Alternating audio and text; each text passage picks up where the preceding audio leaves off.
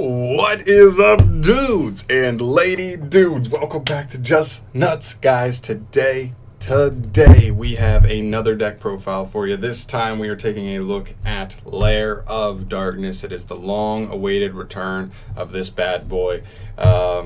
Just because we got a little something that changes the deck up. I feel comfortable making a somewhat different list, and in a good way. I think this is like we just like kind of sub out a card that's better in a lot of ways than a card we were playing before. So this is one of my favorite decks, one of my marquee decks, like for the channel, straight up. Like a lot of people know, this is one of my favorite decks of all time. I really wish we'd get more support. Malice was a miss. We'll talk about that at the end. So yeah, let's just get into this deck profile. I don't want to waste too much time. As always, we are playing a more going first, control-y style of this deck. Starting out with 3 Lilith, Lady of Lament. Of course, she's the best card in the deck. Not even best monster in the deck, best card. It's an insane card. You take away an opponent's monster and get yourself a free trap. And it's just insane. So yeah, maxing out on Lilith, nothing changing there. 3 copies of Arima. He's really good because he's like a pseudo normal summon, like going second or mid to late game, as well as the fact that he just searches you LAIR. So he's like 3 more copies of LAIR, which is really good because you really want to find LAIR. Like when you have access to LAIR, your deck is like twice as good. That's just how it works. Like, and your deck can still even win without LAIR, but twice as good with LAIR. So you obviously want it. And the last real monsters we play is 1 Scythe and 1 Moral Attack. This deck is very slow, so even after you Scythe your opponent turn 1, I still want to be able to have a target. Or even if we play something like Sub-Terrors or something like that, where we could just go for the Moral Attack instead, because it actually provides more power than Scythe does. Also, these are loopable, so not a big deal, and we also have a way to take care of them, still make them pop off, even if we draw them as well. So that's fine there. And then the only other monster we play is 3 Ash Blossom, Joyous Spring. Just a generic hand trap, works on everything, slows everything down. This deck's actually not terrible going second, even though it's like a trap deck, but you'll see why a little later on. So that's it for the monsters. Only 11 monsters, kind of keeping it simple. I'm not playing Diablos here because I took out a card, and now like literally the only cards that triggered Diablos in the entire deck are Arima and Lilith, and that's it. So I'm literally going to play like a 1 of or a 2 of that has to be paired with a 6 of. I'm just going to be drawing Diablos dead like all the time, and so I wanted to stay away from that. For that reason, though, I'm definitely going to keep him in mind for like future changes of the build if we ever do find more monsters or get more like Lady of Laments and stuff that can make him better, more consistent there. But for now, I'm going to keep him out of the list. For these spells, we're on 3 LAIR and 4 LAIR, I guess, because a lot of people's strategy, especially post-siding, is going to be all the back removal they can do and just keep LAIR off the field. There are certain decks like Salamangreats that do just lose to Lair of Darkness going second if they don't have an out to it, because their link monsters require fire attribute, and this just makes everything dark, so they just lose. And then Super Poly beats everything while this card's on the field. Like I said, this deck, while this card's up on the field, all your cards are like twice as good, and that's just why we play it. There's that. For consistency, we are on 3 Pot of Extravagance and 2 Pot of Duality. I know it's not budget, but this is about the only part of the deck that's like not super budget. Well, I guess there's 1 more card, but we're also getting another reprint in the Megaton, so hopefully this card continues to go down. I think the cheapest copy is already like 40, 45, so hopefully that can go down, down, down. And then the 2 Duality. The only card that conflicts with Duality in the deck is Super Polymerization. That is it. There's literally nothing else that conflicts like turn 1 wise. So just consistency cards. You're kind of digging for Lilith because other than Lilith and Arima, you don't really have any like semi-decent normal summons. So you know, we got to watch out for that. But the one cool thing, well, I'll talk about it in a sec. Hold on. And the last spell we play is 3 copies of Super Polymerization. With LAIR on the field, it makes all decks you're playing against dark decks, which means you can hit any deck in the game with this. And that's the idea, is that this deck just hits everything. And it hasn't been a part of the meta. It felt like it was going to be a part of every meta because there's always something dark in the meta, but there's actually not a lot of dark like attribute monsters in the game right now. It's like Boral Savage, but nobody's ending on any other dark monsters other than like maybe Dragon Link. So it's kind of awkward, but it's still a really nasty card. If you can just get a LAIR to stick, this can punish any deck in the game. which is just insane. And so what I like about the deck is between like your ability to get to like Sanctum and pump out artifacts, your ability to super poly your opponent with LAIR or without LAIR, or just drawing Lilith or Rima, you have multiple ways to establish a monster on field to try and like play beatdown, get things going that way. It doesn't always have to be Lilith. It's not Lilith or bust, but Lilith is the best like one, you know, in conjunction with LAIR to draw. So that's kind of where we're at there. That's all the spells. Then we move to the trap lineup. It's kind of a little bit extensive because we are playing that big and normal trap lineup. We're on 3 copies of Trap Trick. You guys know how I feel about this card. I played in so many different decks. 3 copies of Artifact Sanctum just because it's nuts. Our new addition to the deck, 3 Dogmatic Punishment. This card is absolutely insane. I love it. 3 copies of Back to the Front. And 3 copies, oh, that's my alarm. We'll get to that. I'll get to that later. 3 copies of Infinite Impermanence. This is our like Trap Trick lineup.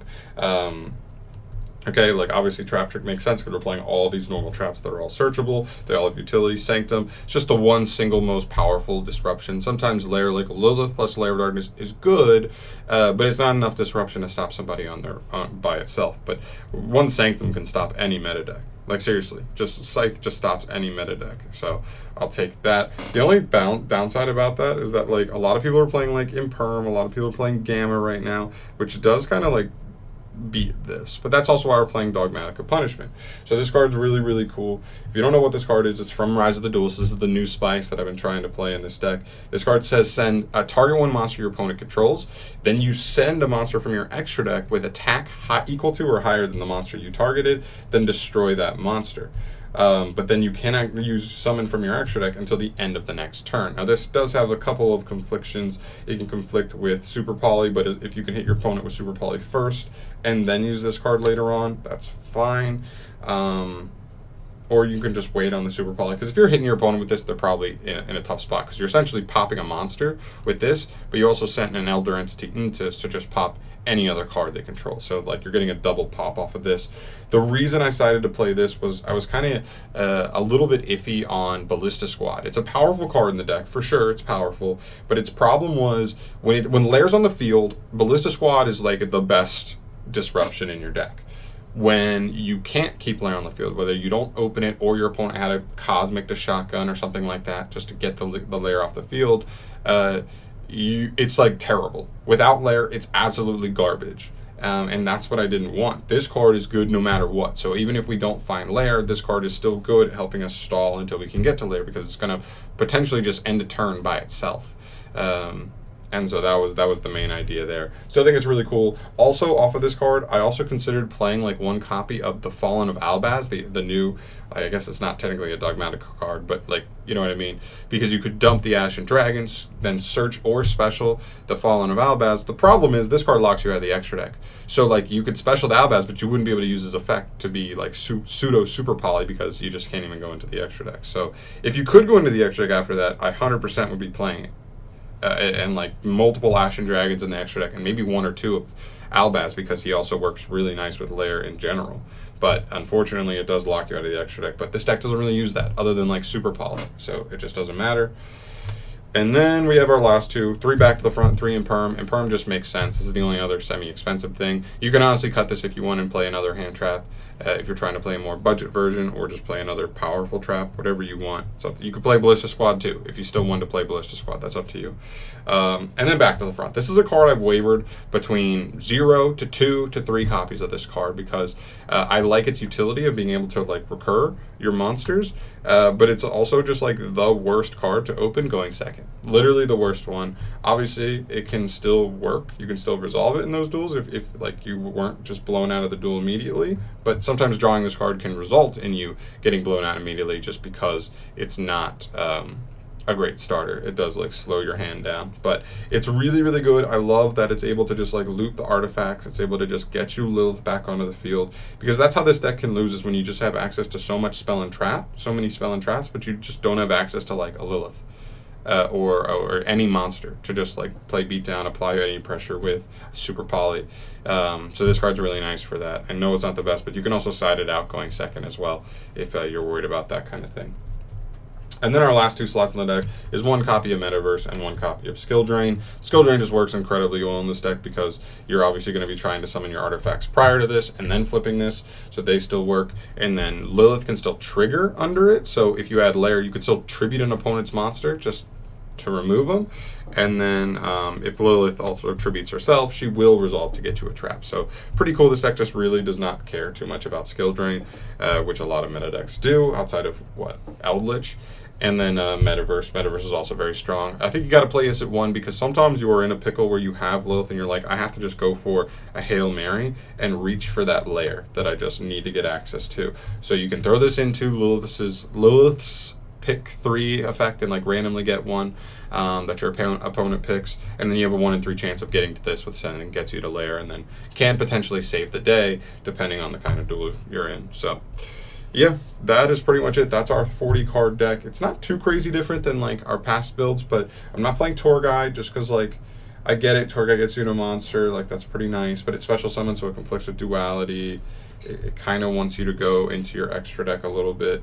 It pushes you into it with like hurts with the Dogmatica card. So this is just where I'm at for right now. It's a very, very control-y style of the deck. We're not playing a ton of hand traps, but I think between 3 Ash, 3 Imperm, 3 Super Poly, and like just the inherent like aspects that LAIR has going second, which is like Lilith or Arima plus like LAIR, if you can get a LAIR to stick, it is honestly pretty strong. So 40 card deck, that's what we got in the main. There, moving to this to the extra, we've got our Super Poly targets, 3 Starving Venom. This one comes up the most. 2 copies of Trifia Veritum. This one is like the best. If you can go into this one, you're always winning into this one over him. 1 copy of Muddragon in the Swamp and 1 copy of Duplexer Chimera. These are mainly just for if you can't keep LAIR on the field, but you do have Super Poly and you do need to resolve it. This can just hit certain matchups with like Makaba plus Golden Lord. You know what I mean? Like weird situations like that.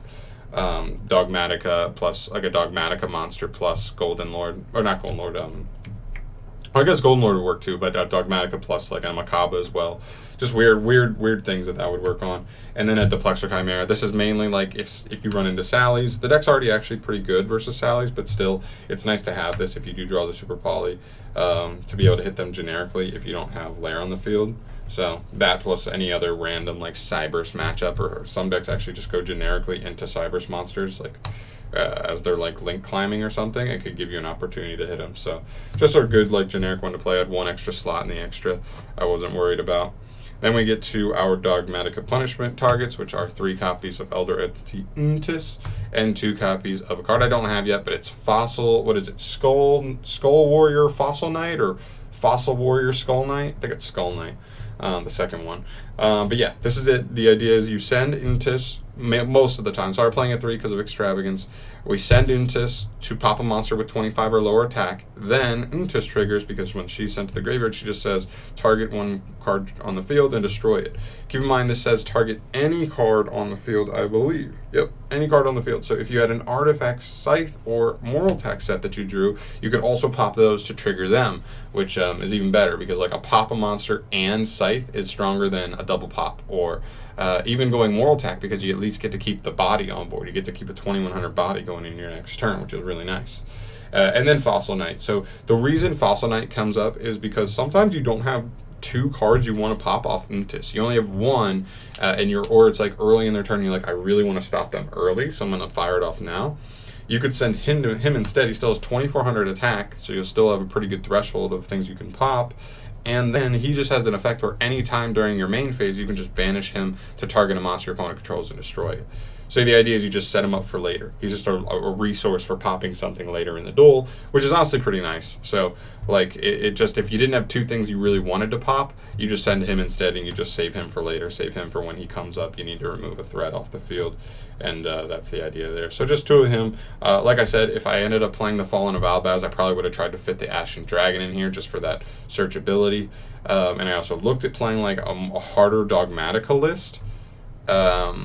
But unfortunately, it's just one of those things where like Dogmatica works as an engine on its own, but LAIR is one of those strategies where you want to see multiple LAIR cards. Like you want to see Lilith plus LAIR, you want to see Super Poly plus LAIR, and if you water down your list with like Dogmatica cards, you just don't end up drawing like multiple LAIR cards. You're not consistently running into what what you're looking for. And I think that's just where I ended up leaving off, although I would still consider it in the future. It is a nice supplementary engine if you want to just play like 3 Nadir's Servant plus like 2 Ecclesia, 1 Fleur-de-Lis, and then obviously keep the punishments. That could actually still work if you wanted to maybe cut the trap lineup down a little bit and maybe be a little faster going second. So interesting, just stuff to keep in mind. But moving on, we've got the Link monsters that we play. 1 copy of Link Spider. This is only there just in case you get a token off LAIR. You can make it into this, which then gives you the capability of making these, because he takes only effect monsters and she takes 2 darks with different names. So this would be a different name, obviously, and LAIR would make it dark. So yeah, then B-Cop. You got to play B-Cop, in my opinion, in LAIR, because she has a generic effect that just lets you tribute any monster on the field, which allows you to LAIR tribute an opponent's monster if you didn't have access to stuff. So you could link like an artifact plus a super poly target into her just to get a tribute off, and that could be removal, that could save you. And then Verte Anaconda. We're playing super poly, so you could just go Verte, send the super poly, rip 2 monsters off the field, and not even have to discard. Pretty cool. Rip 2 to 3 monsters, actually, because Trifia Veritum is just insane, the fact that it takes 3 monsters. And the final stuff, obviously, the LAIR tokens, the Torment tokens, you got to plan. But yeah, that's going to do it for me here, guys. Definitely let me know your thoughts down below on the build. It's been a while since I've updated LAIR. I love this deck so much. I love just how busted the Lilith LAIR mechanic is. A quick effect, tributing your opponent's stuff for cost. Super poly, still insane with LAIR because you just get LAIR up and then you can hit anything. I still like it's good in zombies too, still, because zombies, not only can zombies get to zombie world, but they get it via their engine, and that's what's so much better about zombies, I think, with super poly, is that this deck unfortunately doesn't have a way to get to LAIR via its engine, which is definitely one of the flaws of the deck for sure. If like Mystic Mine went to 1 and they put like Metaverse back up to 2 or 3, like that would do wonders for the deck. As well as the deck's just missing like 2 things, like probably. Like the deck's missing like 1 more Lady of Lament that's good. Better than Malice, please, if that happens, Konami. And then the deck needs like a normal trap card that gets you access to your Lady of Laments, like from the deck. Now that they have shared names, it would be really cool to get like a normal trap. That way Trap Trick gets it, Lilith gets it, like Malice gets it back, whatever our 3rd Lady of Lament could potentially get it back, and they all just like get it. Like would get access to your engine, because that's one of the bummers when you have access to so many traps, or just like spells and traps, but you're not able to get to a monster. You're not able to get to Lilith. But that would be so clean if you had a much more consistent way to get Lilith out of the deck, because she is, like I said, the best card in the deck, hands down. So that's that, guys. Thank you so much for watching. As always, subscribe to the channel if you want to see more Yu-Gi-Oh! Deck profiles from me in the future, and I will see you in the next one. Peace.